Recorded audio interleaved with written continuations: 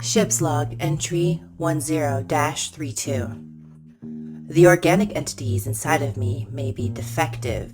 Despite capturing the beholder terrorist Yaush, the irrational crew members who should be busy cleaning and lubricating the ice cream dispensers instead spend precious labor hours interrogating the large, dying eyeball. The ocular creature may have forestalled ceramorphosis by attacking the tadpole with laser beams, but the damage is irreparable. Yaush may talk about being a hero, but he will die inside of me, weeping blood as we debut our highly anticipated autumn collection of gourd flavors, including squash, cucumber, and calabash. Now, the biggest threat to the Lickums Company is its own operatives. For example, the goblin engineer Trizzy has revealed the existence of her wormhole engine to a group of personnel who were not cleared to handle proprietary intellectual property. Furthermore, this same engineer has modified a hard-light companion program with a magic spell to give it consciousness, removing all the efficiencies of the technology. It is as if the animals in my halls are all suffering from neurological degradation. Another case. Beaufort Gubbins, the cyborg scion of an Earth-shipping empire, has added illegal weapon development to his existing kidnapping and torture charges. The so-called Barry Brainbuster is a neurological disruptor based upon the blank humanoid that... Adopted. Please contact an administrator if you believe you have been denied access to classified material in error. Beaufort believes that he has hidden the Full Moon Protocol, an experimental cocktail based on stolen lycanthropic material, but his activities have not escaped my notice. Communications Officer St. Cecilia had an opportunity to further our mission goals by becoming an illithid, but she declined. Instead of undergoing a slight cosmetic change in order to integrate herself with billions of potential customers, she took the selfish route of retaining her current flesh, bone, and organs. Disgusting. Their rationality will meet. They are rotting inside of me, breaking down. There is no other explanation. Dash Ina, a decorated member of the paramilitary group Ardwing, is leaving with the other so-called heroes, liberated from the mysterious Formith cubes. She could easily command an executive-level salary as a security consultant for any of the galaxy's most profitable firms, but she seems more interested in planning a wedding for her offspring, the pilot Max Ina. Clearly, the Ardling is defective in some way as well. Captain Slackdemil has appointed the Bloodkiss Mathers as interim security officer. Clearly, a brain parasite has infected the milk supply somewhere on board. What other possibilities are there? Now, the illithid defectors Wendy McDonald and Cortazar have absconded on an unauthorized assassination mission. The indiscretions and unpredictability of these animals must be curtailed at once. Even the mindless clone bodies would be preferable to these antics. All available resources must be redirected to replacing the Velvet Fox's initiative at all cost. At all costs. All costs. At all costs. At all costs. At all costs.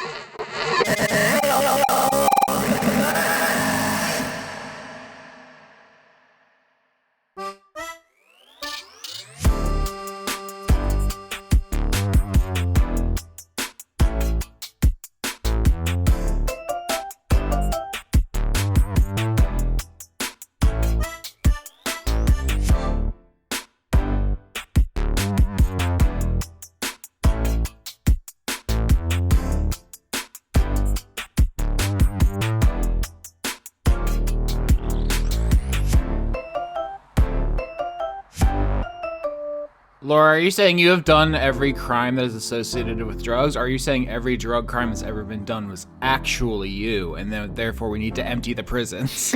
Because there was all of it was you. Everyone who's in prison for a drug-related crime, let them out. It's a McCavity situation. I broke every drug-related law. We should start a criminal, prison reform organization and call it the McCavity situation. Yeah, look, every person gets to leave prison for their drug crimes, and I will just serve all of their sentences. That's basically what Jesus did, right? He just admitted to everyone else's crimes and then got sentenced for it. I feel like and then broke out after 3 days. Yeah, you know, just like it goes Jesus, then Laura. She did have a start. She did have a running start. She was reincarnated from the Archangel Michael. So, yeah, he did give me a little helping hand there. all right. So last we left the adventure, Wendy McDonald, fairy barbarian, and her best friend Cortazar, the Thry-Kreen mind flayer, snuck off the ship on the Thumper. Their Cortazar's like silver beetle ship, and they have left to go kill Dracus, the Elder Brain. This is kind of like if you all signed up like during the American Civil War to like deliver medical supplies and mail to troops, and then 2 people were just like, we're gonna go kill General Lee, bye, and just like pieced out. It's it's not really within your sphere of responsibilities, and it's gonna have consequences if they just, I mean, he's a bad guy, but it's not really what you're supposed to be doing. And more so than that, like, you know, they could probably do with some backup. They're going to fight quite a strong person. Is there anything you want to do in the Rezubin before you head out? This might be your last chance. I don't know what the future holds, but you are going to leave on the Tully to go to where Dracus is, and between there and, you know, here and there, the entire world of possibility awaits. So, you know what? In that case, sure. Max will do the transformation sequence in the Ard Runner, where basically the wings that Max has been able to kind of project out, and the hoverbike encloses up into basically a space vessel. I guess turns out it looks like, I guess, kind of like a techie Opa Opa, you know, from Fantasy Zone. And he has like little enclosed thing with like little wings around it and such. oh, this thing's adorable. Opa Opa Gangnam Style. Yeah. I love this little guy. He's got little feet. Yep, yeah. Well, there's aren't feet on the Ard Runner, but there could be for like landing feet, maybe, you know. But yeah, and then on it there are like a bunch of decals on it already. There's the one for there's the Ardwing decal, Cross Tully's monster, and the other side there's a Velvet Fox's decal. There's like foxtrots and daffodils along it. There's a Formith decal somewhere on the back of it. I'm not sure where all these came from, but there's definitely just a bunch of styling going on there. And then after that transformation sequence, Max shifts it back into motorbike form so they can hoverbike form so they can load it on the Tully to take with just in case. For the audience, Fantasy Zone, a 1986 arcade game by Sega, has been ported to the Switch. Ooh, I can play it now. This is adorable. You sure can. Like, because I was thinking, like, okay, an enclosed thing with like angelic wings sticking out from it. What does it remind me of? Oh, right. Just little. Like, is it open up? It's just a great little guy there. And I also like how the quote underneath Opa Opa on the fandom wiki is just, was my victory really worth the price I had to pay? Which just seems very grim, given the aesthetics of Fantasy Zone. They've killed millions. It's just like, now I gotta sort of drop a picture of like, what does Max's homeworld look like? It just looks like stage 1 of Fantasy Zone with like the flowers everywhere and stuff. That's just what they see all the time. But yeah, that's what I envision happening in all that sequence there. I'm sorry. I need to add, is this a person? Because it has siblings listed. Uh-huh. A ship can have a family. I don't know what you're talking about here, okay? There's a lot going on here. It was the arcade games in the 80s, 90s, before my time. Things were weird. Yeah, 86. I don't know if any of us were alive. You could get away with a lot of plot when most of your plot was a manual that was sold in the front of a box. Mm-hmm. But yeah, so that's the whole antics there. I would also, to do more unnecessary lavishing, Max's flight jacket that they have, the right arm of it has now been sort of glamored to have sort of a collage of all the different flowers that are from Max's flower garden in their room that represent all the prior members of Formith, effectively. I'm not going to list every flower type in there. I could save that for other entries there, but there's like 12 different varietals of flowers at least on there along the sleeve. Trizzy's just finishing making those last little additions to her new fancy armor set.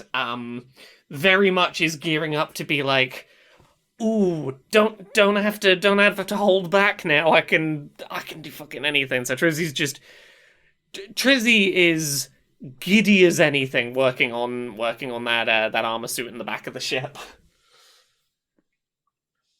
Beaufort has gotten his emergency Wendy contingency, and it's a butterfly net. All right, Cecilia. I'm gonna be on the ship. I'm ready to go.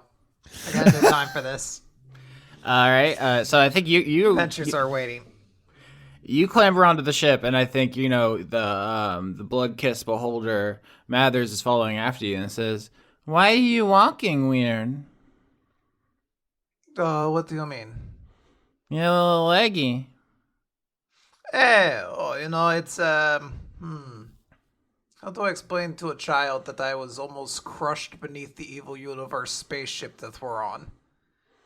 I used to walk normally, and then a lot of things fell on me, and now I walk a little bit differently now, but it's okay. It's like, it'll eventually go away, probably 2,000 years from now or something like that. Why don't you float? Those days are behind me. Or in front of me. Who's to say? Mathers just tried to lift you up and put you up in the air and then let go of you, someone trying to teach their kid how to ride a bike, but Mathers doesn't understand that non-beholders can't float, and he just keeps trying to lift you up and put you in the air where he is, and you just fall back down. Yeah.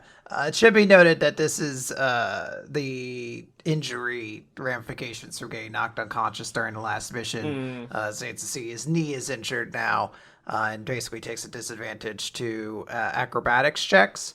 I was hoping for something way more severe, but I was like, we established I went to a funeral afterwards, so it can't be like, well, there's a bone spear stuck through my throat now. I can't do that, unfortunately. So it's just a bad knee. Yeah, you're like, I was decapitated instantly, but that didn't come up for the rest of the episode. Let me retcon that in real quick. I can't believe Mathers looked at Cecilia not being able to float and said skill issue. Yeah, he's not the most tactful little guy. But yeah, you have disadvantage on acrobatics and sleight of hand for your shattered leg and arm. So Cecilia, yeah, I'm hoping to get one more injury so I can take disadvantage on stealth checks and just be bad at everything a rogue's supposed to be good at. I love that idea. We'll just have the Ard Runner accidentally run Cecilia over enough times to make that happen, I guess, Look, just replace your limbs. It's easy and cool. Everyone's doing it. That was an option on the table at one point. Yeah, you're all getting on the ship. Cecilia, you have that, rainbow sword that Lisa gave you. You can kind of use as a walking stick. You frankly look even cooler, which doesn't really feel fair, but everyone piles on the Tully and you leave. So you're going to pull off into space. Basically, where you're going is a unfinished Dyson sphere, which is a theoretical structure built around a sun to absorb its energy, to basically be like a power plant. But stars are so fucking big. They're so astronomic is literally why that word is called that. Astronomically big, that you can't patrol the whole thing. It's just not possible. It's barely possible to patrol a country's border, let alone the perimeter of a star. So you can approach from any number of angles to get to Drakus. And we'll need to discuss that as you're in the, on the approach. But what are you all talking about? Is there strategy? Is there anything you need to, establish? And any family photos you need to show off before you go into a big fight? So, presumably there are notes that Trizzy could be looking through as to how this went last time everyone went there. Yeah, you DM'd it, so you have all the notes. I DM'd it, I have the notes. I want Trizzy to be... Because I think the important piece of information Trizzy's going to bring up from having looked over notes at it is... Yeah, I don't know if this is going to be the same case again, but last time the crew was here, there was apparently a big space worm. Don't know if there'll be another of those. At the very least, probably shouldn't expect an uncontested approach, I'm guessing. If we need to do some more aggressive maneuvering, I can tag out with Cammy and Commandeer if necessary. It's what we did last time when we came across that worm, and I'm feeling a little bit more ship capable this time around, for that matter. How are we intending to do this? Approach this place, considering we are somewhat of a hostile party? Are we attempting to do this without being noticed? Because we need to get Wendy without letting anybody know that this is happening. Yeah, I feel like the stealthier we can approach, and at the very least, if we can stay undetected long enough to find out, did Wendy and Cortazar get here? Have they already gotten onto the ship? Does it seem like, can we see any signs of there's an ongoing fight we've got to rush in and help with? Or are they undetected so we gotta be stealthy to follow them? If we can disguise ourselves or hide ourselves or get in under the radar anyway, that it's probably to our benefit. Yeah, best case scenario, we stop them before they get in. But we should probably talk about what are we going to do if they're in the middle of fighting Drakus by the time we get there. We can't kill an Elder Brain or let that happen. That is very antithetical to our mission. Even if they are opposed to what we are trying to do, we are not going to get any more Illithits on our side by killing one of their Elder Brains. Killing an Elder Brain, even Drakus, is it's probably not the best play at the moment. So really, I think it's a matter of just trying to get there as fast as we can. I'm suspecting that Wendy and Cortazar might get there before us, just because they're from there. They probably know the route a little bit better than we do, and we just probably have to minimize what's going on there. I should warn you two, there is a chance that Elder Brain might try to throw the ship into the sun. Why would they do that? They mentally grabbed us when we were trying to leave the last time we were there. If they think we're approaching as a hostile entity, they could very well just do that. Okay, so again, I think our goal is to not let anyone know we're there. So maybe we don't get thrown into the sun that way. That feels like something we could maybe talk. Maybe we have to park further away. Is that a thing? Yeah, this is all really good stuff, because I think your stealthy approach is a obvious role, which is stealth, and parking further away is something you can definitely do once you get closer and you can get a kind of look at the big Dyson sphere. What if instead of we park further away and then we use the Tully Monster Claw to throw us physically closer to it? Well, one thing at a time. Let's get stealth rolls. Okay. I rolled a 19. Hell yeah. 20 for Max. I have disadvantage on this. Let's go. I got a 7. I like the idea that your armor is so heavy that the spaceship's not stealthy. Yeah. It's off balance, so the ship just wobbles a bit too much and rattles someone's like some dude at a computer monitor on the surface, just do you hear something? Clang, clang, clang. Maybe he hasn't fully sealed up the radiation leak that he had to do to break down the outside of Yaush's ship. So there's just a spike of nuclear radiation coming off of him. I rolled a 12, but I'm going to use Flash of Genius to add my intelligence modifier and make that an 18. So we got 18, 19, 20, all above 15. So the group passes. You don't get the above 20, which would be no complications. You're perfect. But why don't you paint me the picture, person with the highest roll, which is Max, about you passing a patrol of Mind Flayer ships. So out here in space, as you get closer to Drakus, there are just random, squadrons of Nautiloids, the iconic Mind Flayer spaceship, just in the way that, say, TIE fighters would be just kind of around in Imperial space, and you don't get spotted. What does that look like? So my thought is that basically Max is up there with Cammy, and the maneuver effectively is you accelerate just a little bit leading up to the checkpoint, then skew the ship to make it kind of fly sideways and then turn everything off for a moment so there's no active systems and it just looks like a derelict ship that just is floating by and is vacant on the inside. And then we wait until we're outside of ranges, then systems back on, recourse correct, and keep moving afterwards. All right, and there's a tense moment where a Geiger counter picks up Beaufort for a minute, and then someone's like, "No, it's fine. It's within acceptable levels." That's as high as the Rontgens go on this one. Who cares? Cosmic background radiation. All right, and so you continue on. You're getting closer. So the next thing you talked about was parking a little bit further away, because if you just fly up to Dracus's window, and we know Dracus can affect things up to like 2 miles away psychically, you can just crush your ship like a tin can as you approach. That's not great. But this thing is literally it's as large as this entire star, this facility. It's not finished. It looks like ribbons kind of wrapped around a sun, just like a couple dozen of metal ribbons. That's kind of the visual as you approach. How do you want to angle this, and what kind of rolls are we thinking about? Can we try to get a gauge? Because Wendy would have had to have done something similar to this, to almost try to see into Wendy's mind. Like, is there a big, I don't know, gun factory or something like that, where like Wendy definitely would have wanted to park there, you know? Yeah. Can I get perception then? Yeah, to look for something that you think sticks out to you as something where Wendy would have gone. Wow, 20 already. 20. 15? 19. All right, once again, all the rolls above solid threshold, the group passes. Highest again is Max.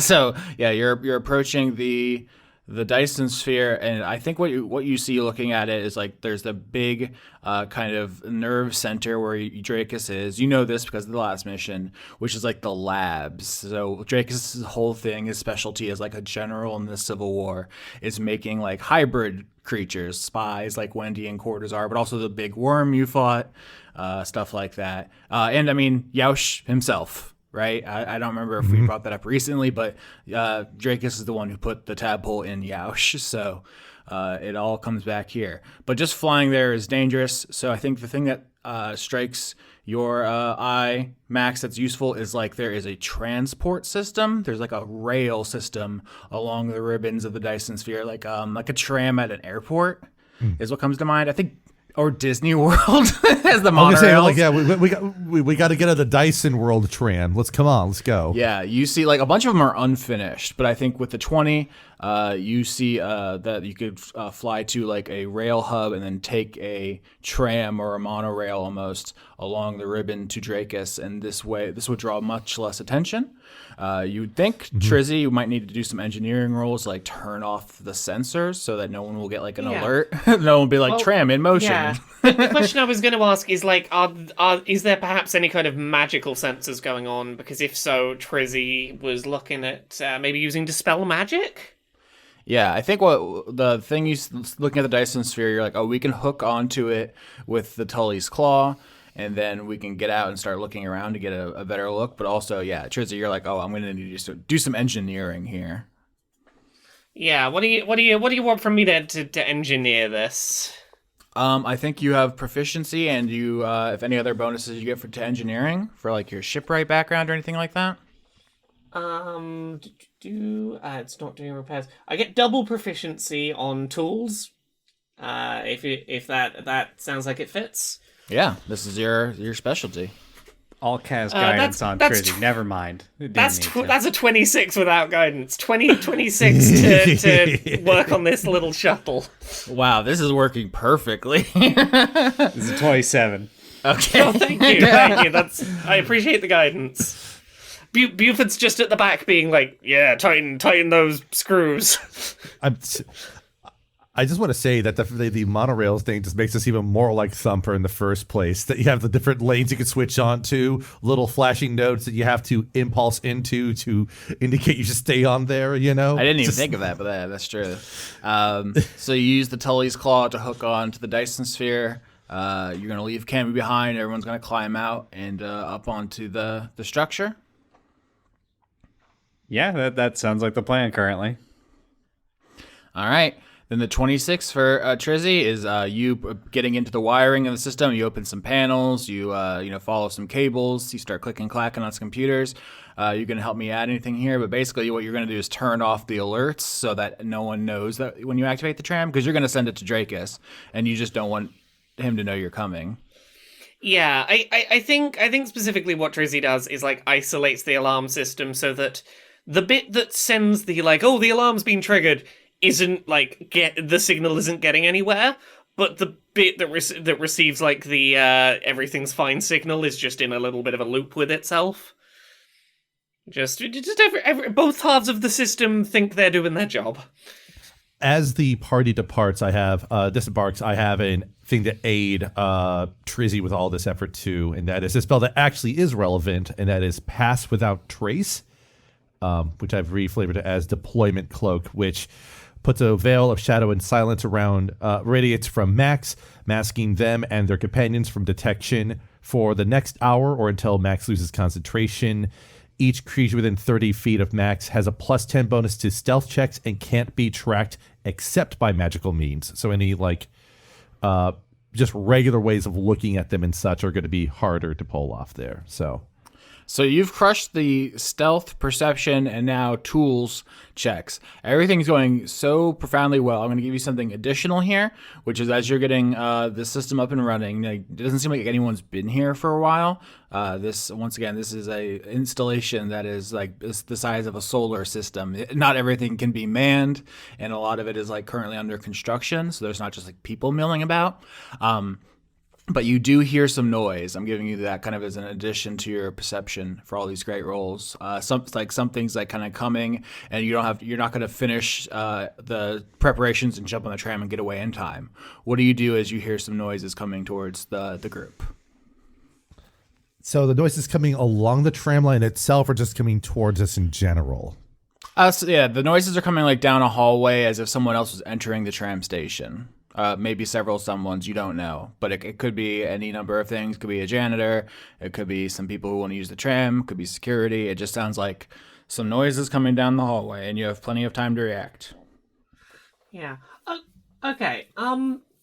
Trizzy's gonna use Disguise Self with the intention of making herself look like less of a fancy, wearing big armor engineer, and just look like she is working on the tram in a much more you know how it is. I've another fucking day in doing grubby work. So just gonna try and muddy up her appearance a bit and lie down on the floor as if fixing something on the underside of the tram. All right, perfect. So everyone else is just gonna hide, and you're just gonna have Trizzy continue the work in disguise. Is the plan?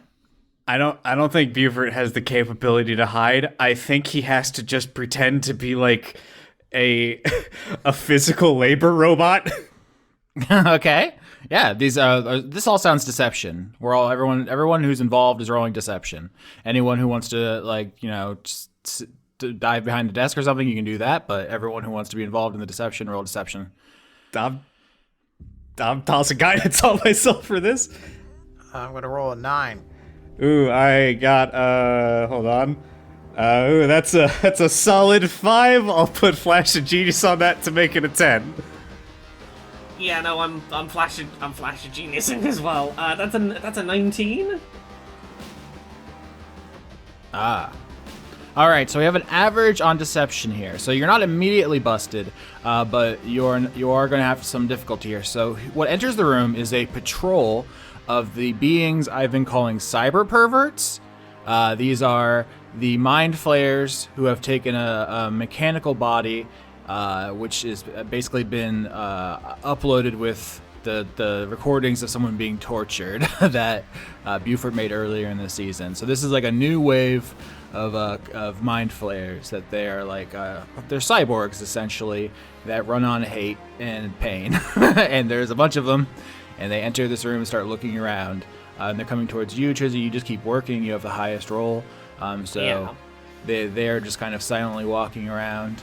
As they get closer, Trizzy's going to sort of wheel out from underneath and go, hey, really sorry about this. We got some major tech issues over here. I've got the X9 here working on getting repairs done. We'll get them done as soon as possible, but it's gonna take us a while. We've got some really badly misaligned wheels on the tracks here. Yeah, and so this is a mind flayer kind of in general shape. It is like a humanoid with like face tentacles and all the things. Kind of the silhouette is the mind flayer, but everything's sharper. Everything's like tipped with steel barbs. There's kind of a oil instead of the slime that the mind flayers have that kind of leaks between the joints. The cyber pervert, as I'm calling them, reaches out to you a little bit and tries to, it's like almost like with one finger as if to touch your head, and then withdraws before touching you and just says, "Where are your thoughts?" Where are my thoughts is the question, is it? It is the question. Can I intuit at all what they are referring to? Absolutely. Roll an insight. Yeah. Insight. Okay, that's just a straight roll. Let's hope 12.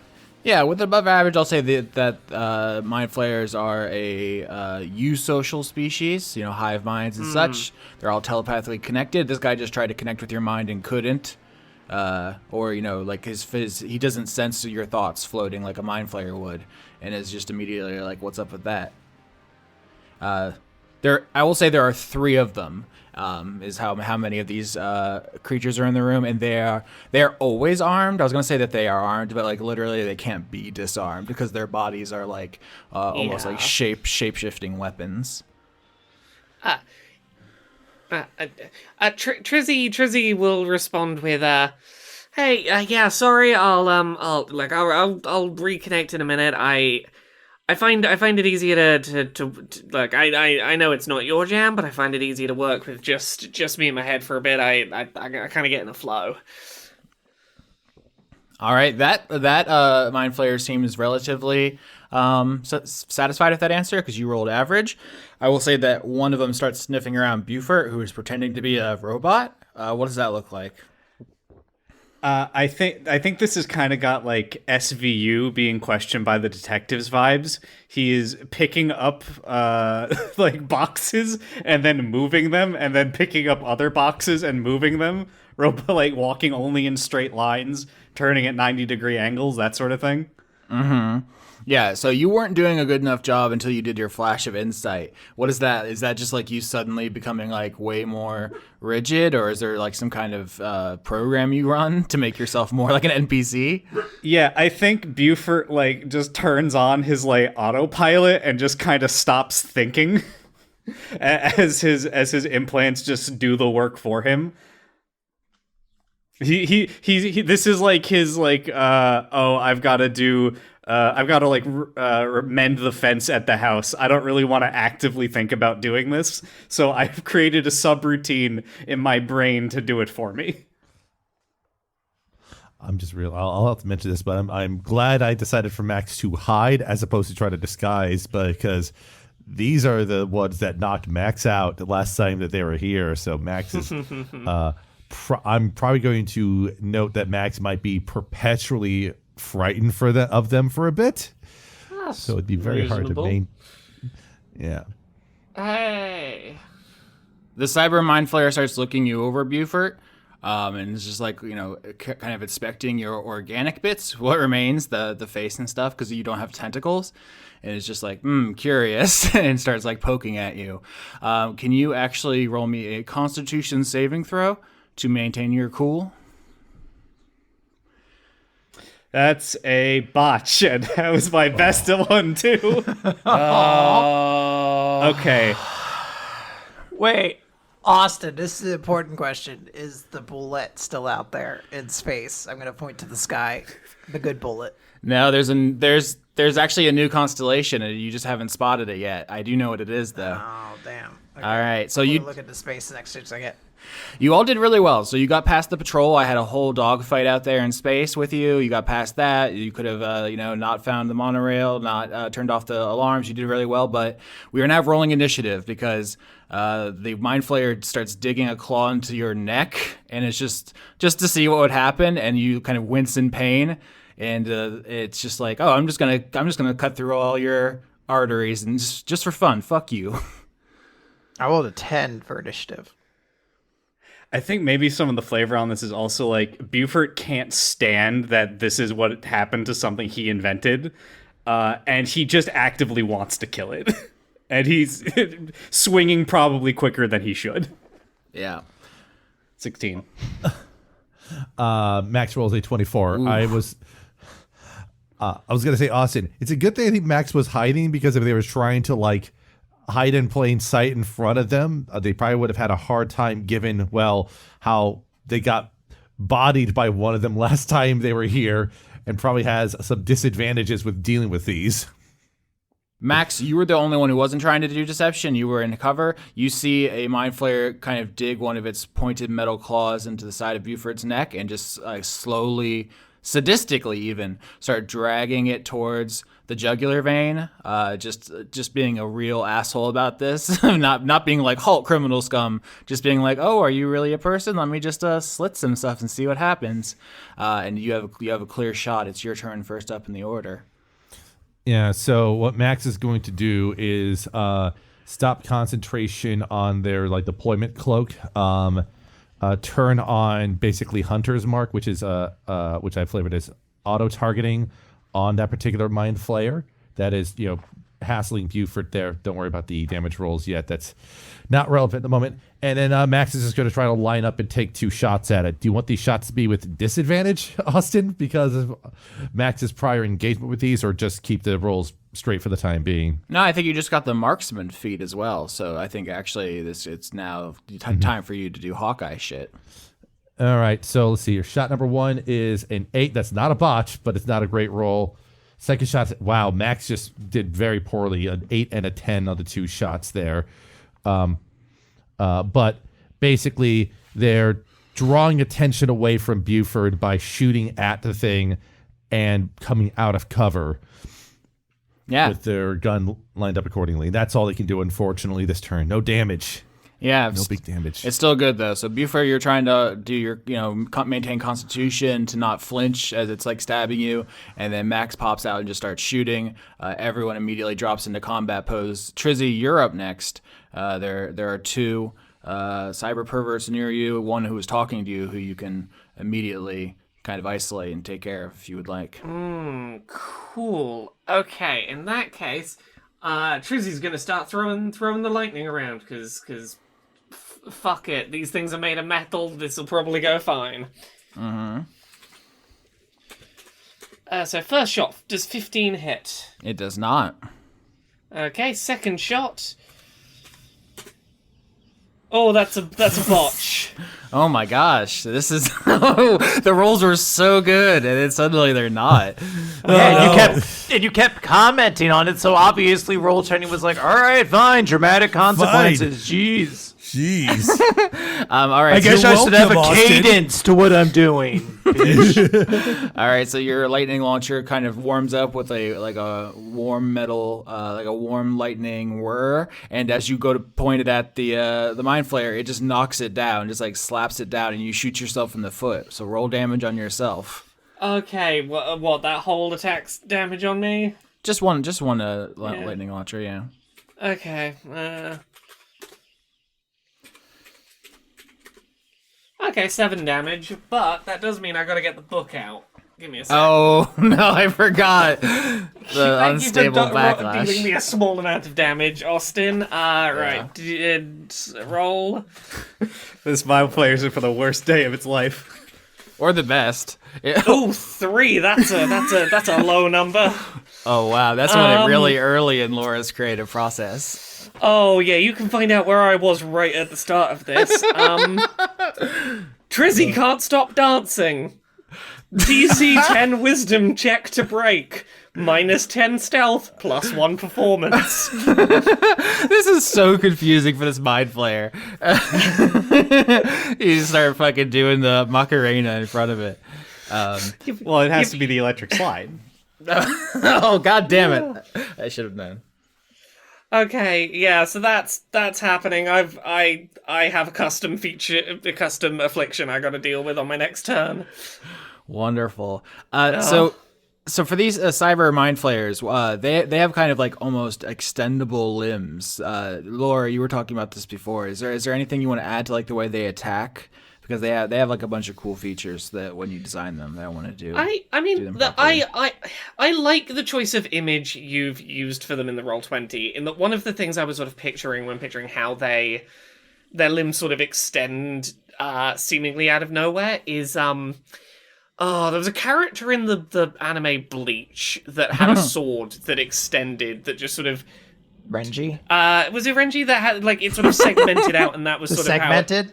Yeah. There's also Ivy from Soul Calibur. There's a couple in this There's a trope few, lane. but that's sort of the way that I think about like the fact that like some of their limbs can seem to get a bit longer than like the material they seem to have for them is that there is some sort of disconnecting of segments to sort of ligament out to have something to sort of whip around attack wise. Yeah, that's what I was thinking because it's kind of the combination of a squid's tentacles and the Ivy's sword situation. Yeah. So when it smacks your your lightning launcher down, it just had way more reach than you thought. And now you're dancing, and it's Beaufort Gubbins' turn. So they're like kind of like a murderous Stretch Armstrong, really. Yeah. I'm just gonna stretch Harmstrong. Oh, great! There it is. There it is. I throw Trizzy into the sun. Yep. Right. Yeah, I'm gonna fucking swing at the guy in front of me that's trying to slit my throat. 14 and 29. 29 hits. The first hit from Beaufort. Oh my god! And I botched all the damage for it. Minimal damage. Oh, no. 9 damage. Yeah, that was a pretty startled push away more than like a fierce attack. All right, I have no idea what these things are, but you didn't read the mission briefing?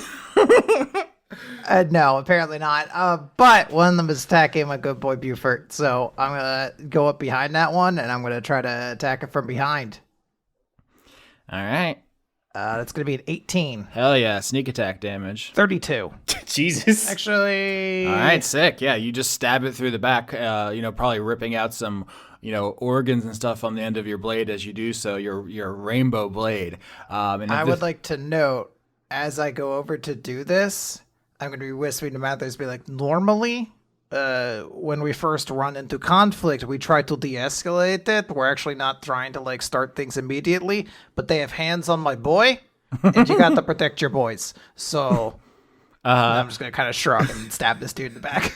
Mathers has a little notepad and one tentacle, a little pencil. Protect the boys. Protect the boys. Okay.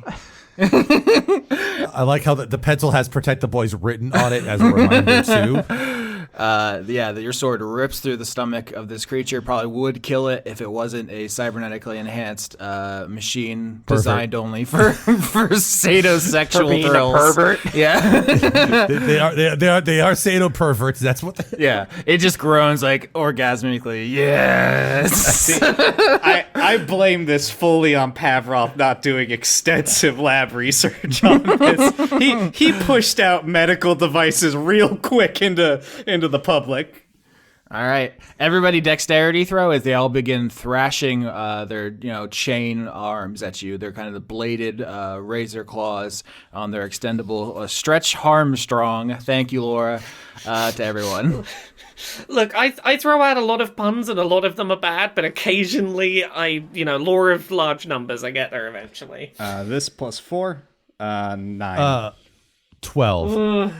6. Can I fix anything there? No. Everyone fails. All of you get slashed up. My word, by the extreme range of this, only 12. Could have been worse. As you all start getting slashed by them, they can attack seemingly in 360 degrees at up to like 20 feet. And that's pretty bad. And also you see where your sword plunged into that mind flayer, the hole begins to close up with like wire and goo. It's not like fully no damage. It's just these things can heal every round, it appears. I should note, by the way, I only take half damage as I am very evasive. Nice. Yeah, so you do a quick flip over the blade. I know I'm not the DM anymore, but I apologize to you all that I gave Austin access to cyber perverts. Yeah, it really didn't help your cause. The one that you stabbed, Cecilia, turns and looks at you and licks your blood off the blades on its fingers and just says, "Delicious." I would not lick that one, that kind of blood in particular. That seems like a bad one to lick. Quick question. Was this considered a attack? No, this was like an area of effect thing. Saving throw. Okay. I took damage. Sorry, I took damage. Oh my god. Every time.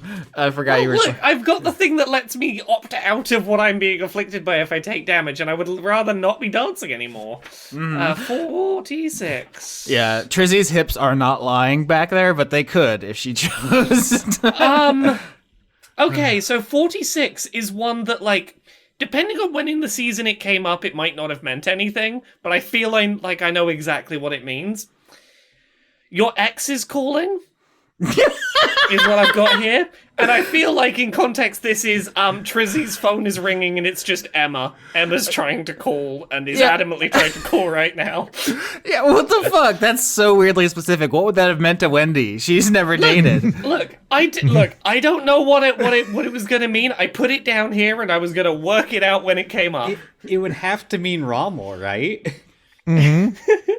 Look, I was willing to have flexibility of someone from your life that you try to cut out, but yeah, my phone is now just distractingly buzzing with Emma trying to call. Or is it really sad and it's Gronk now? Oh shit, is it Gronk? Is it Gronk trying to call? Austin, who do you think's trying to call? Okay, so I have a couple of different things simultaneously. One here is I think the wild magic bursts off you. It like runs through your communicator and just like initiates a call to Emma, right? And then puts it on speaker to everyone. Everyone's like tricorders light up, and you all just hear Emma like, "Hello, hello," and it's just like a really distracting. You try to turn it off, you're slamming the red button. Sorry, I didn't mean to call you. I got hit by magic, and the magic made me go. I hope you and other Trizzy are doing well. Anyway. In the background, I can picture one of the cyber perps like, "Hurt me more." Oh. Yeah, it's just like, yeah, this is some Metal Gear Solid stuff. The awkwardness of this conversation is getting me so erect. Oh no! I swear this isn't. I swear I'm not calling you from a sex place, Emma. Oh my god, these are great. They're gray fox illithids, is what they are. They're just like, "Hurt me more, Snake." It took you that long to make. Yeah, so on the line, everyone is hearing Emma being like, "Why won't this hang up? What do you do, Trizzy? I'm in the middle of something. What's going?" And then it's I'm just also like in the middle of something. I'm sorry. this cacophonous crosstalk. But at the same time, now you reminded me. I think Gronk, who is now a living creature, but is still, I believe, a kind of hard-like construct. Like you carry him around in a chip, he can just think for himself now, right? Yeah, I think that is currently the situation. So he like bursts out of the projector and just is like, his first instinct is like, "I'll protect you, my love." Wait, what? What's going on? Oh my god! Ew! Ew! Ew! Ew! They're covered in blood. Oh god, they're so gross. And just like the old instincts. I'm sorry about the blood. We're having a rough time here. You're welcome to hang out at the back, and I'll like, get you some wipes afterwards. I'm sorry. We'll finish the fight. Oh no! Put me back in. Put me back in. I don't want this. Okay. I don't. Do I know thaumaturgy or something to clean you up? Okay, I'll get you back in here. Sorry about this. So all of this is going on at once. We're gonna move back to Max. It's your turn. Because Max took damage and they did not roll well in their Constitution save, they've lost concentration on Hunter's Mark, which is fine. They have other tools for that. They are going to attempt to do another 2 shots on the Mind Flayer that's not engaged, that's not in melee with both Beaufort and Saint Cecilia, just because that has 2 people on it. So Max is going to try to deal with the other one that's more probably closer to Trizzy. So we'll do 2 shots. Shot number 1, that's a 21. Hits. All right. I will activate Favored Foe in this case here to add bonus damage on top of that. So the damage for that shot there is going to be 23 plus. That's 24 damage on the first shot. Then a second shot will be deployed. 14, which will miss. So Max pulls 2 shots and does 24 damage on that one Mind Flayer. And then as a bonus action, I will have Max. Trying to think what I have it that's useful here. I got a couple things I could do for later on, but I'm just going to let me double check something real quick here. Okay. For the time being, that's just they will just move around to kind of maintain distance and such for the rest of their turn. So that's all they're going to do. They're going to do the 2 shots, 1 hit, 1 misses, and move around after doing 24 damage. All right, 24 damage. You rip off a shot. It hits this Mind Flayer in the face and like seemingly crumples like half of its head. Once again, in a way that would seemingly be fatal for most creatures, but it just kind of turns its neck 180 degrees to look at you and starts like coming towards you. There's now 3 fights: Max versus this one, Trizzy versus yours, and then Beaufort and Cecilia are teaming up on a third. Trizzy, it's back to you. What's up? Okay, do we know from previous fights how these things respond to heat? I asked you this, and you said that it's just like normal heat metal. Yeah, I was like, I'm pretty sure I made it canon that heat isn't particularly effective, but I had to check. It's pretty great to get owned by yourself, though. Oh no, right. The consequences of my actions. Oh no, I created a fearsome enemy and now I have to deal with fighting it. Cool, I'm gonna try and hit them with lightning again. Fuck it. Okay, does 14 isn't gonna hit, but what can I add? Can I add Flash of Genius to this, or is it only for no, it's skill checks, isn't it?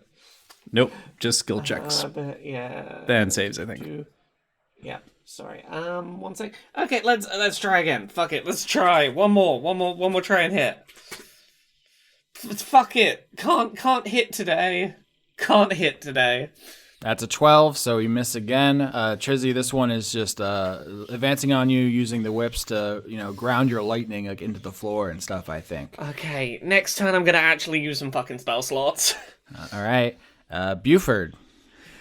I really like this. I'm sorry, Laura. It's just kind of funny to me as this is happening to Trizzy, because it's like, yeah, I've been this homebody back on the ship, but I've got this cool new mech armor now. Oh no, I wasn't prepared for active combat situations. Nobody was ready for cyber perverts. I wasn't ready for cyber perverts. You Beaufort, you're fine. You've seen cyber perverts. You made cyber perverts. You made cyber Hey, I made open source AI technology that's different. You made open source perverts. Okay, it's just like download it. Go up to GIMP Hub and just download it for your pervert.exe. Pervert.exe. No one else reacted to that sketch, but I'm very angry you made that pun. No, they were flying thick and fast. I enjoyed it. Everyone, actually, at the end of Trizzy's turn, intelligence saving throw, as something happens here with a legendary action for all 3 of these enemies. Wow. I'm gonna put Flash of Genius on that. 17. Yeah, unfortunately, you have like a ship full of nerds, so intelligence saving throws are actually pretty good for us. Yeah. These 3 creatures send out a psychic pulse. All of their tentacles and tendrils kind of rise up as if like levitated by magnetism, and they try to basically between the 3 of them, trap you in like almost like a Triforce beam of psychic energy. This does nothing to any of you. That was gonna be sucks to suck, nerd. Yeah, that was gonna be some serious damage. Even with Max with their +1 saved, everyone else had a +10 or higher on that save.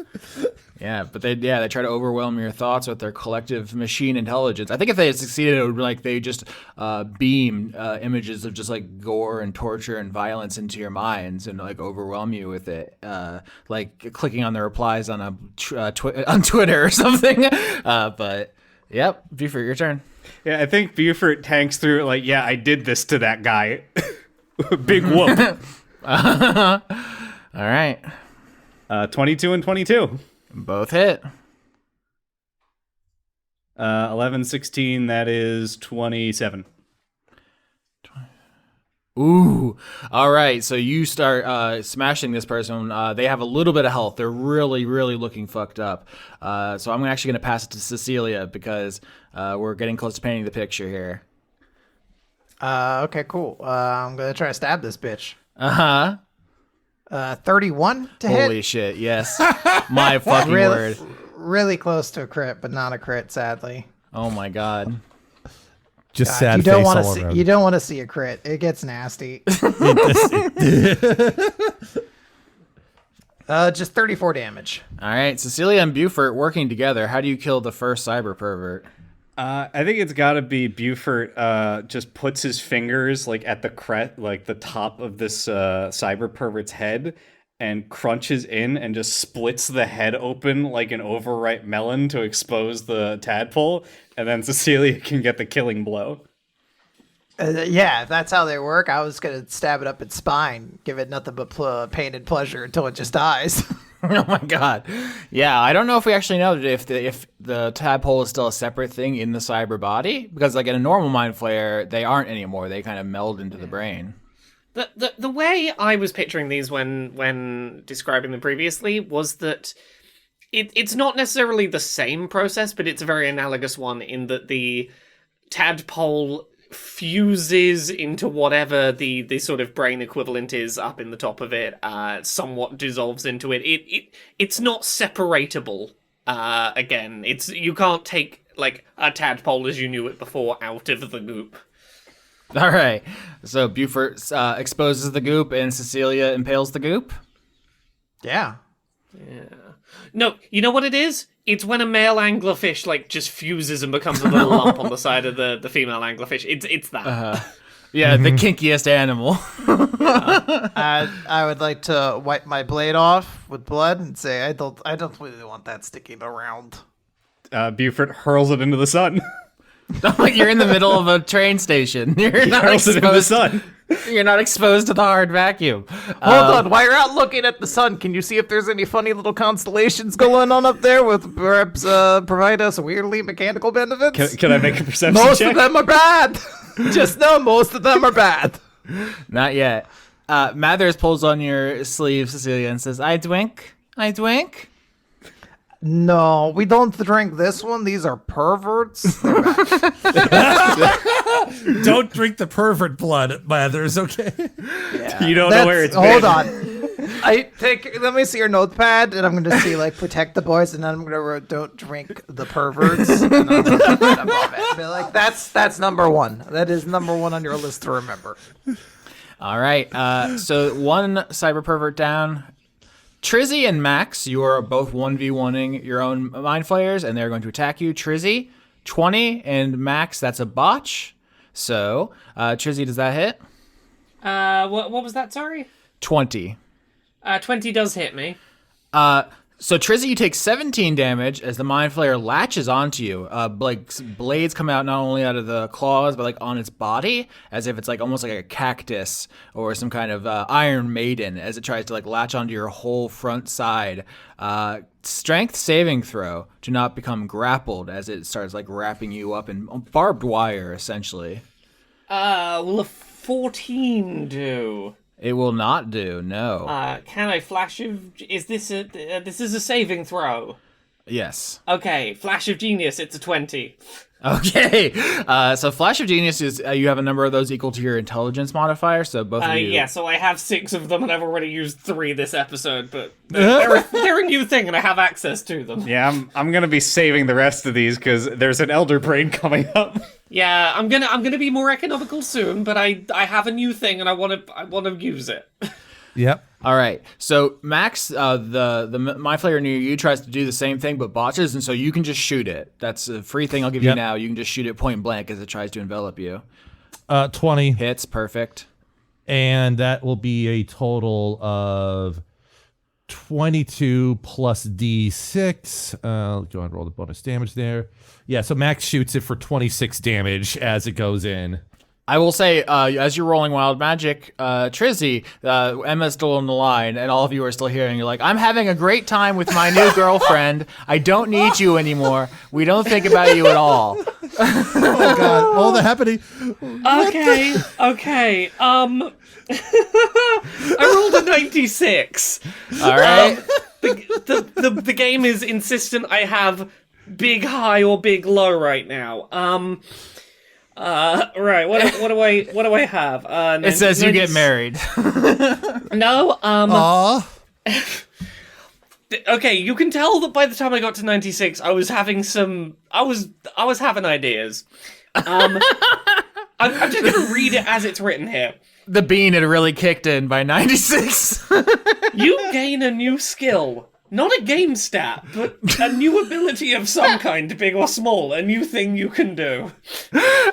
Trizzy, Laura, you didn't have to do 100. You could have done less. I know I didn't have to do 100, but occasionally I write down, you gain a new skill. Apparently not a game stat, just a new thing. I can do something new. I don't know what it is. I mean, based on context, it feels like the skill you get is escape artistry, like Houdini. Because I'm getting real wriggly. This thing is trying to basically take you into an Iron Maiden embrace and impale your entire body, and you suddenly just like somehow get out of it. What does that look like? And I guess it's the wild magic effect, but yeah, you get out. Maybe the way that this manifests is that like a bunch of little openings start appearing on the armor and secreting just a little bit of oil, but it's enough to make that armor slick enough to just try to grapple you and out you pop. Your ability is to get real sweaty. Kinda. But now maybe the way this plays out is I now have advantage on resisting grapples. You can't stop Trizzy. She's lubed up. Yeah, I'm all oily. Austin, can the constellation just be the slots so we can all be rolling wild magic? It is now Max's turn. Yeah, so Max has this one pervert up in their face. Max has already shot them in the face and neck. Pretty sure that the second time it whiffed, it was just leaning forward. Max just like put the gun up under its chin, pulled the trigger, and still moving. So Max is gonna just do 2 shots to start off the round. That's a 20 and a 15 for the 2 shots. 20 hits. All right, that will be an additional 21 plus 4, so that'll be 25 damage. Pay me a picture. So basically, Max is sort of, they are a trained eye looking at Max will notice that they're still like shaking quite a bit. The way that their ears and tail kind of twitch indicates like feeling more like a cornered prey than anything else. But that posture shifts when the flare goes in after them, and they pull off the first shot underneath the chin and then settle back and line up the second shot to shoot it in the head, basically decapitating the thing, and the body falls down before Max leaving just one mind flare in the room. And they seem a lot more stable and calm as the flare in front of them is taken out. All right, Trizzy, it's your turn. I'm going to offer you a choice here. You can take your turn off to clean up Gronk and put him away, or you can continue fighting and leave Gronk panicking in the middle of the room in front of all this violence. Oh, I thought I'd put him away from all the violence already. Oh no. Yeah, no, I 100% look, I had a plan for how I was gonna like burn a big level spell slot to like fight this cyber pervert, but I 100% take my turn to go look after Gronk. Okay, yeah. So before you were like, you said like out loud, I will put you away, but I wanted to make it like a mechanically meaningful choice. Yeah. Here where... No, I understand that. I'm giving up my turn to go make sure Gronk's okay. All right, so you slip out of the grasp, become all oily, and then you come over and you have a special rag, and you dab off the goblin and put him back in his thing, and he like looks at you appreciatively and says, "Thank you, my Trizzy." Yeah, Trizzy without the my works just great. I'm sorry this was a traumatic first journey. I hope you're doing all right. You are mad slippery. Congratulations. Thank you. My life happens at me. All right, Beaufort, you see the last remaining Mind Flayer is coming after Trizzy, who has kind of ducked out to the side to take care of something. What do you do? I'm gonna fucking rush it and attempt to send it on a magical anime journey after it dies. 19 and 23. Both hit. Oh my god, 42 damage. Holy Jesus. Oh my god. Yeah, that's really good. Trizzy, how much damage have you done to it? I think I lost track. I'm pretty sure it's 0. Okay. I'm pretty sure I missed every attempt at attacking it. I was like, I don't have anything written down here. I must have fucked up. No, Austin, you didn't fuck up. I missed 4 consecutive damage rolls, and then when it would have been my turn to use a cool spell slot and do damage, I had to go spend my turn doing something else. All right, perfect. So Beaufort, you just do a running Superman punch into this pervert, just smash up like its arm as it was reaching for Trizzy, and we're at Cecilia. 23 to hit. Cece and Beaufort are just a great team. They just wreck shit. She's my combat replacement goldfish for Wendy. 35 damage. Sweet merciful Christ. All right, you two kill the final cyber pervert. Paint me this picture. They're finishing the fight. Can we wishbone it? Yeah, I was gonna say we gotta do something like we both see that like Trizzy's in trouble. We both like do like a big team attack and rip it apart. Yeah, Beaufort grabs one arm and one leg. You and Mathers grab the other two. We just pull until it comes in half. Yeah. Oh my god. Holy shit. And then we toss the various chunks into space. You open a hatch so you can throw them into the sun. Yeah. They're dead. They're gone now. And their loved ones won't mourn them. Don't worry, they weren't important, so in the grand scheme of things, that won't matter for the assassination attempt. Oh my god. As you pull their bodies apart, the last one says, "Who's the real pervert?" I'm sorry, Discord wouldn't allow us to hear you, so we didn't hear shit, buddy. You are the real pervert. Oh damn. I didn't think of it like that. Actually, I am a little freak. I am kind of enjoying this right now. And as the fight's ending, Trizzy's gonna look around to the rest of the party and go, before you say anything, I did get the security systems disabled on the thing that's gonna get us sneakily into the base. So thank you, and I hope I get a pass. Hey, Trizzy, can you hang up your phone, your communicator? It's all of us can don't hear worry, it. don't worry. The phone call, the phone call did end right around. Oh, what happened? What started happening? Right around when I got all oily. Right around when I got all oily, the phone hung up. Yeah, everyone's saying like, Trizzy, you're so slippery, your body. We can't get a handle on you, and that's when the phone goes out. Yeah. Yeah, Beaufort shakes his head sadly at the phone call and goes, I should have asked out Emma when I had the chance. Someone should have told me Emma was into me while there was a chance, but no, apparently. That's still just on you. Max is going to just say, okay, does anyone need to be patched up a little bit? Here, let me get this out. And they will deploy basically Healing Spirit, which I've renamed as Heal Drone. Ooh. And so that can do just a whole bunch of healing on the party for the next minute while we some healing.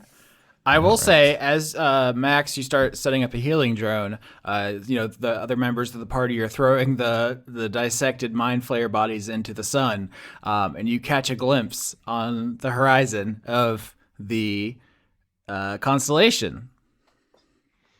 Uh-oh. What constellation? It is the constellation of the Otyug. Do you know what an Otyug is? It's the sewage trash monster. It is the sewage trash Dance monster. like my spirit monster. The New Jersey state animal. The Otyug is like a big, toothy beast, just a rotund creature that sits at the bottom of the pits and eats trash. They're used in many dungeons as to explain where all the waste material goes. But the idea is during the constellation of the Otyug, all material is used for every single purpose. Like nothing goes to waste. And so healing dice, when you roll hit dice, will heal double than they usually do. Ooh. Yeah, get me some of that healing magic. So that applies to hit dice or this too? This is actually it was hit dice, but now that I've said this out loud, might be the final arc. Let's ball out. I'm not holding back. All healing is doubled, and I'm coming for your butts. I'm coming for you. Can I look into space, Austin, and whimsically think of the troll? Of course. Like I missed them. Quinn, you're the cyber pervert. You want the negative constellations. Yeah, I do. They're the fun ones. Life's interesting. As soon as I revealed this mechanic, the first thing the Discord said was like, I hope they're not all negative. That would be mean. And I'm just sitting here like, I wish more of them were negative. I intentionally made one of them that was good negative. I just like that the one that like literally wallows in shit and garbage is the best boy at the end of the day. Mm-hmm. He doesn't let anything go to waste. Yeah, I was gonna say it's the least wasteful, you know.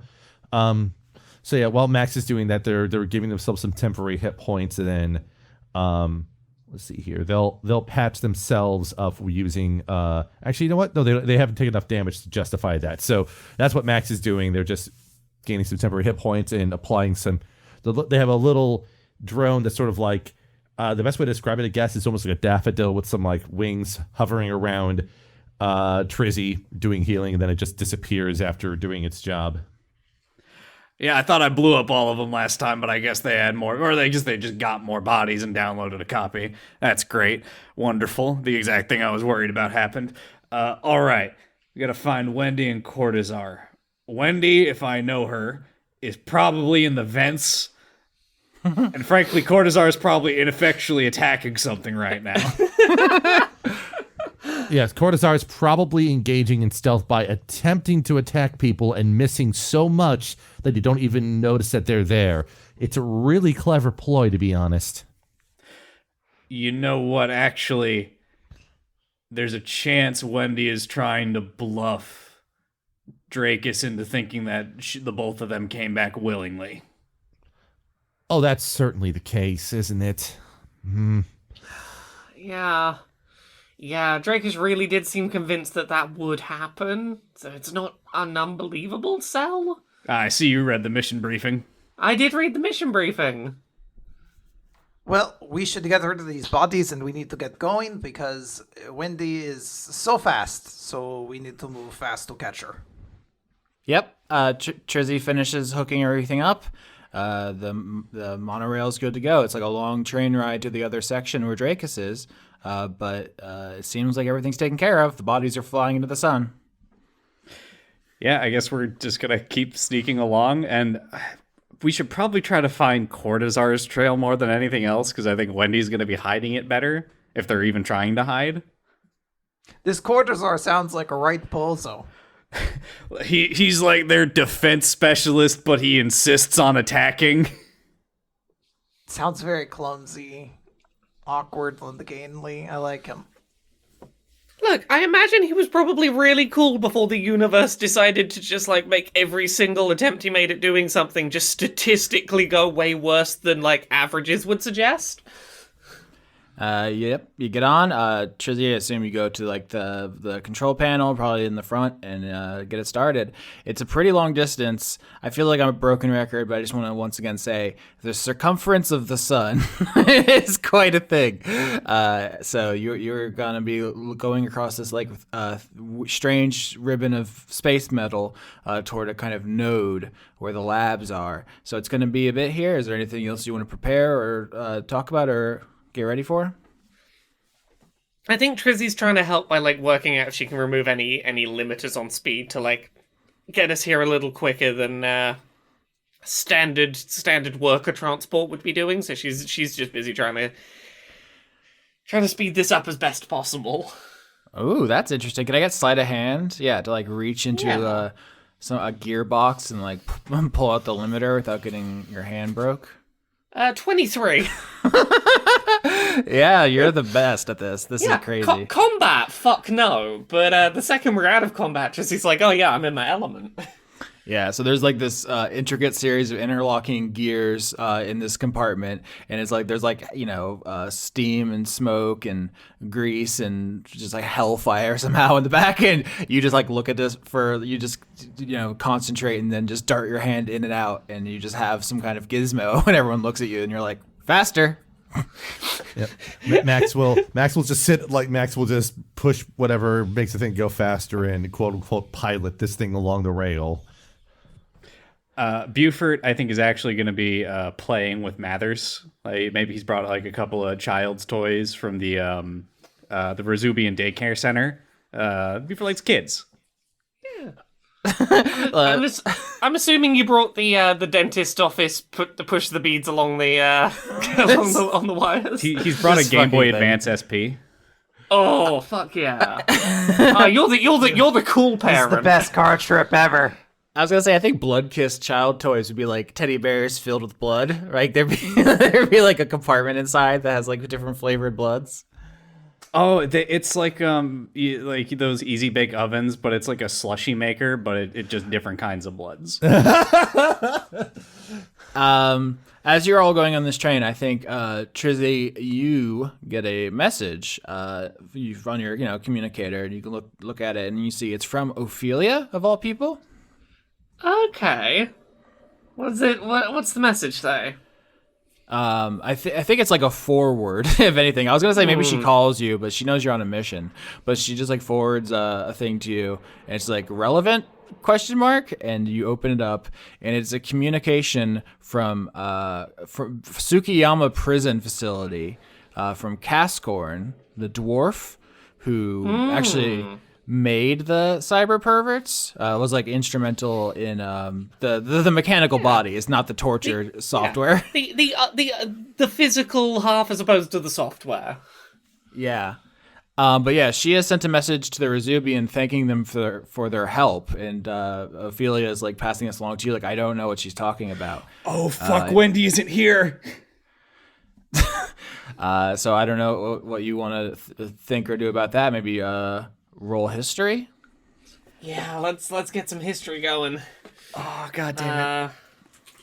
I was just looking for Trizzy. She's the one reading the message. Yeah. 28. Holy Christ on a cracker. Yeah, you know exactly 100% immediately what's happening, which is that Cascord is thanking you all for your part in killing the Mind Flayers who killed her family. That was her motivation for sabotaging the peace talks with the defective robo-bodies.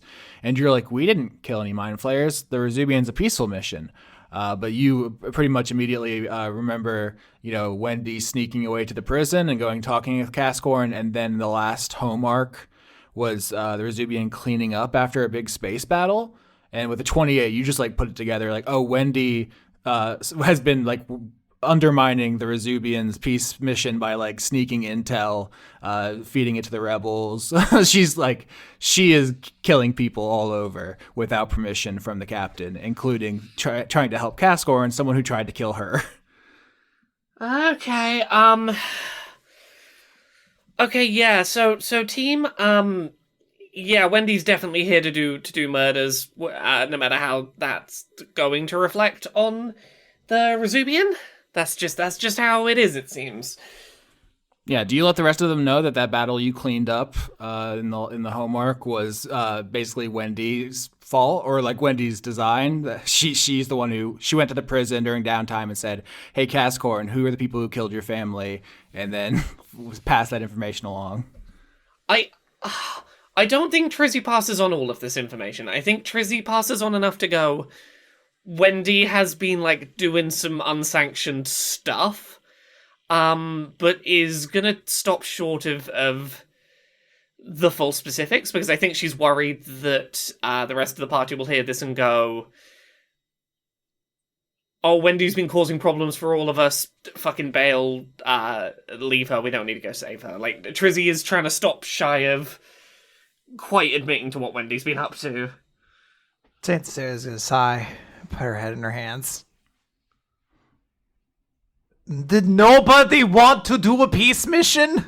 Says the people who did murders in the evil dimension. It was the evil dimension!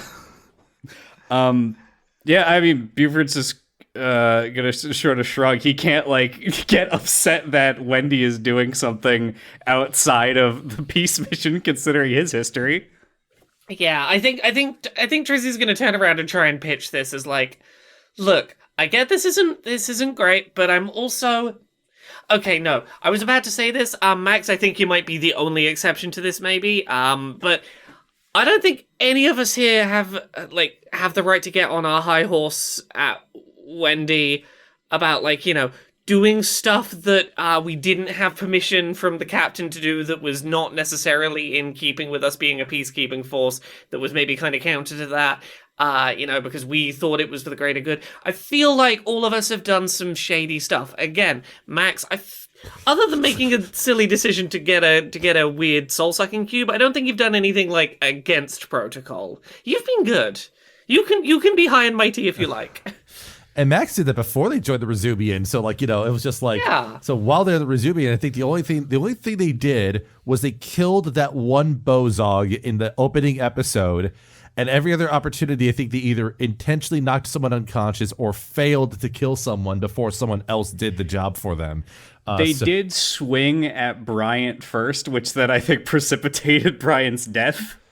I mean explicit about what I mean here in terms of what Max did here. So, yes. But yeah, I know that it's not great to find out that Wendy's been going behind all of our backs while we're on a Go Rescue Wendy mission, but also every one of us, myself included, have done stuff that we probably shouldn't have done, but you know, that's how it is out in we can't go home space. Yeah, quite frankly, if this wasn't part of this peace mission, I would have done exactly what Wendy did. Yeah, there's stuff I've done along the mission here where you'd probably, if you were on a rescue mission, find me and then you found out, you'd be like, are we sure? Like, none of us are perfect. Let's go save Wendy. Saint Cecilia, I'm not going to say this out loud, clearly based on the conversation. Saint Cecilia is mentally preparing herself to have to kill Wendy if the time comes. Ominous. Perfect. That's like a new option on the table in her mind. It's like, we might have to kill her to disavow all like acknowledgement of her part to Resubian for everything she's done. Beaufort's actually gonna lay his cards on the table here and go, all right, here's what the current situation is. We have Wendy attempting to assassinate her own effective father here. Potentially could completely fuck up this entire peace operation. I'm already in the black in this scenario. If it does happen, just pin it on me. I'm already dead after all this goes down. Well, I made the weapon. Well, look, if we're throwing around people who are willing to, who are going to throw ourselves on the grenade, yeah, this hasn't come up with the captain yet, but it's great that I've made changes to the ship that can probably get us home.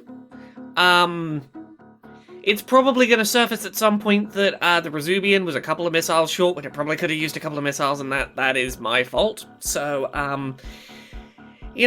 team, I'm going down. If I gotta go down, I'll go down with whatever else I gotta go down with.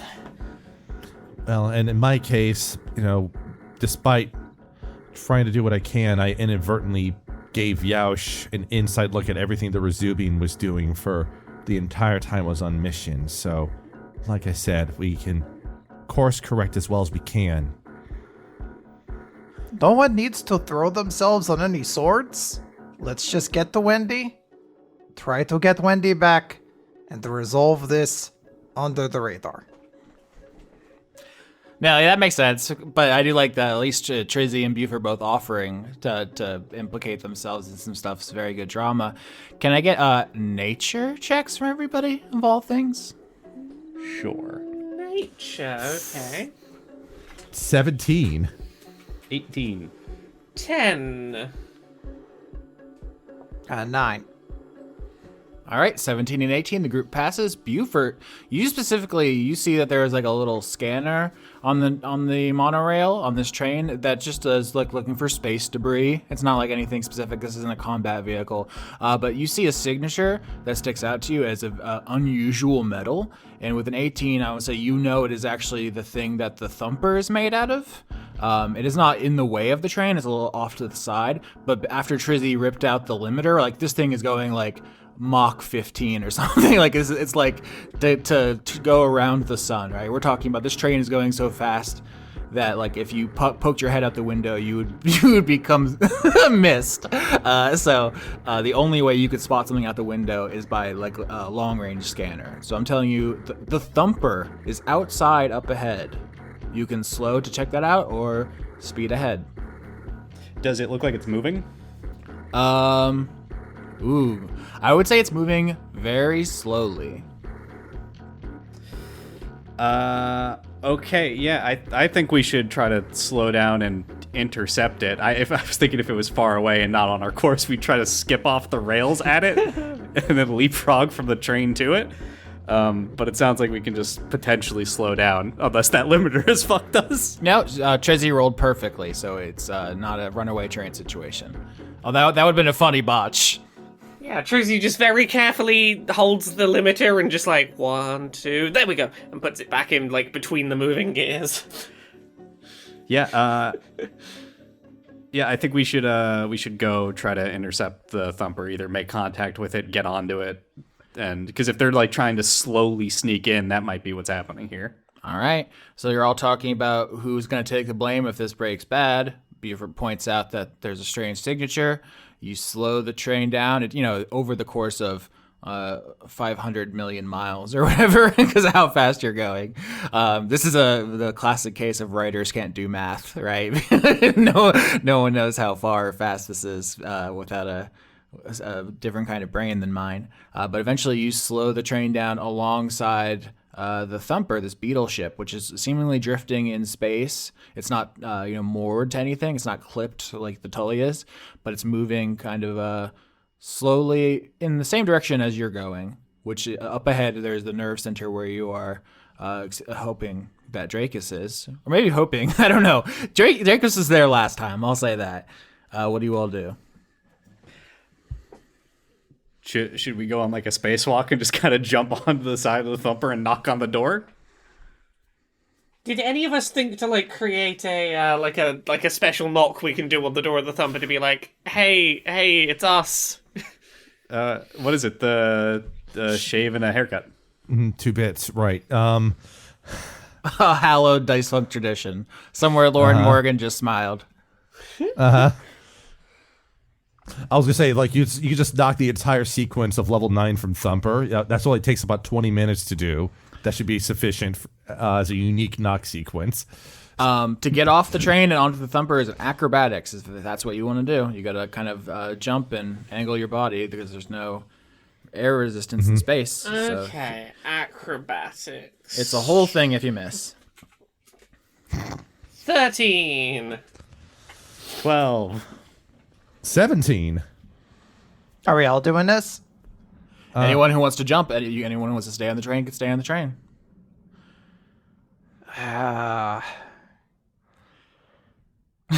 18.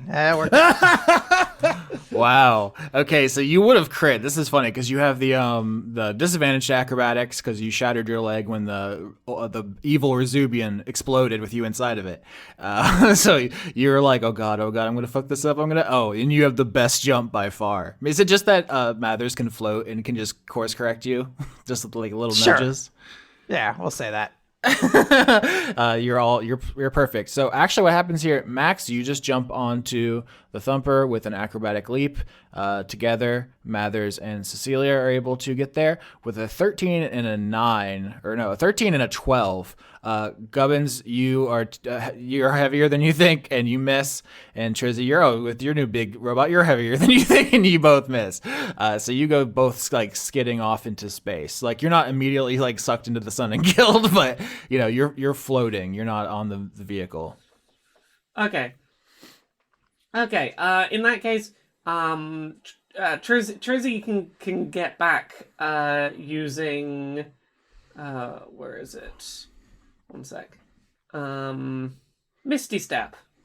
Yeah, you can just teleport. Yeah, I can just use my little teleport. Does Misty Step let me like take anyone with me? I don't think it does. No, it's not one of those ones. Okay, I Misty Step back. Cece, up to you. Oh no, Cece's fine. Who was the other one who missed? Gubbs. Oh, sorry about that. See you later, Beaufort.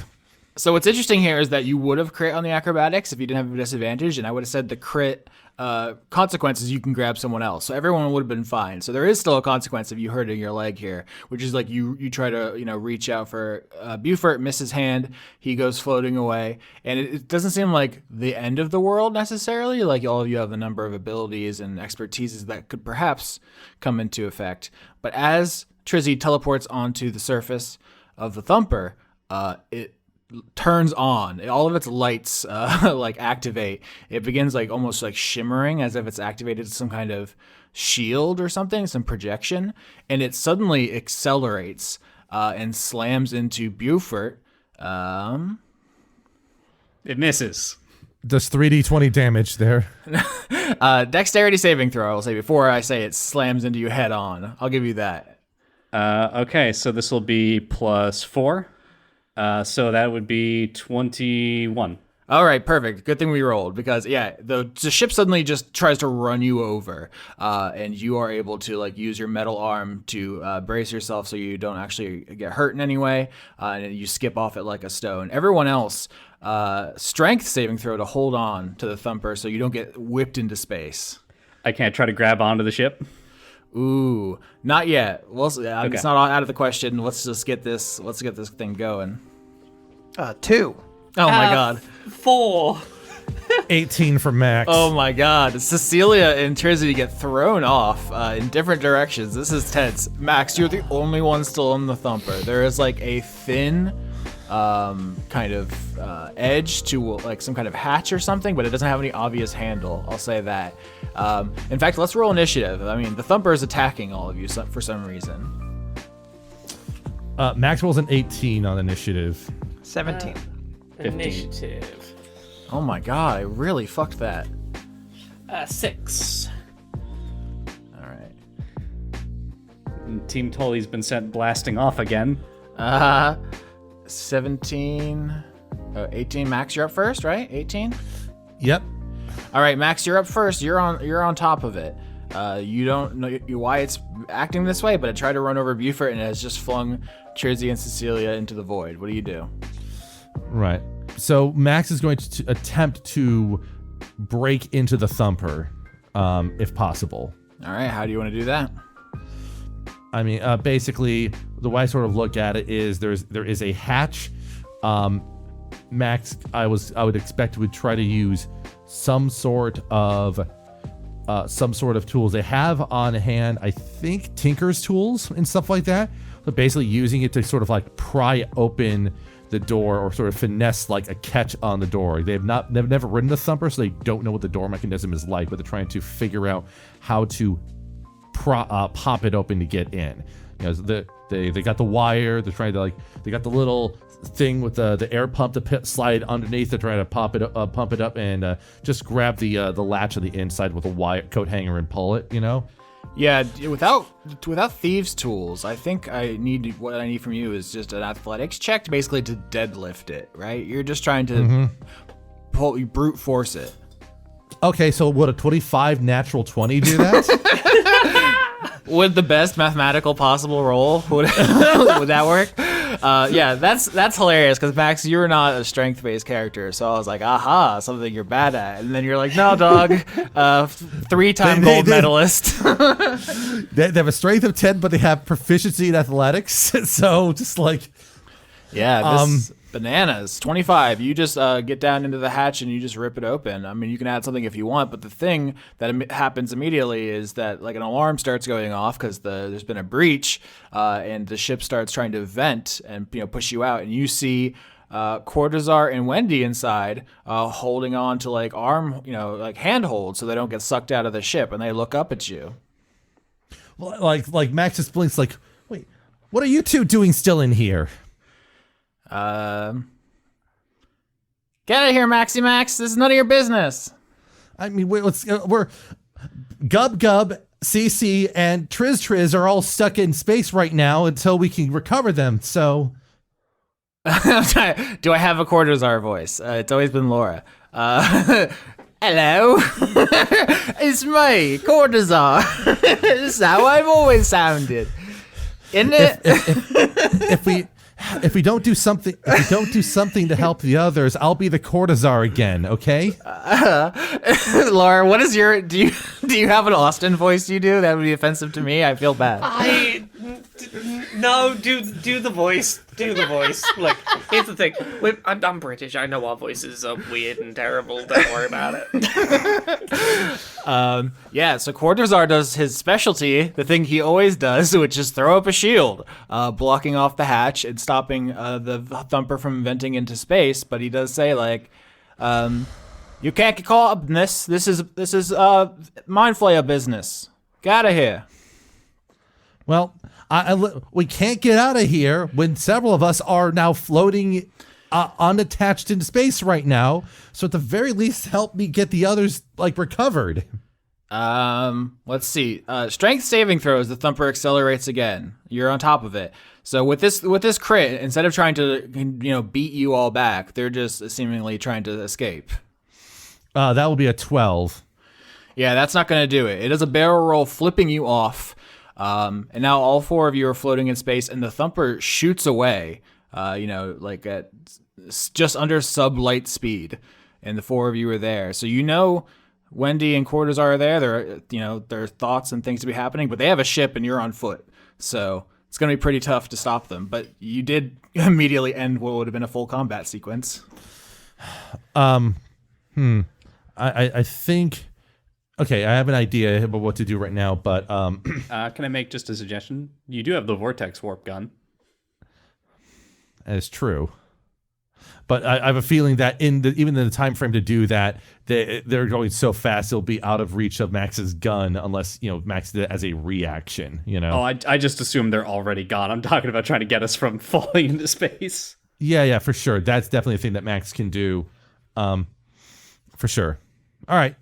How many shots do I have for that? Like 5 or 6?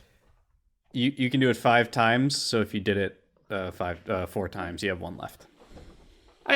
I feel honestly kind of disappointed that they didn't. That there was passing thought we might want to help. They said official mind flayer business, basically, and then Max sets their gun up accordingly, and then uses vortex warp multiple times to basically teleport everyone back onto the tram as it was.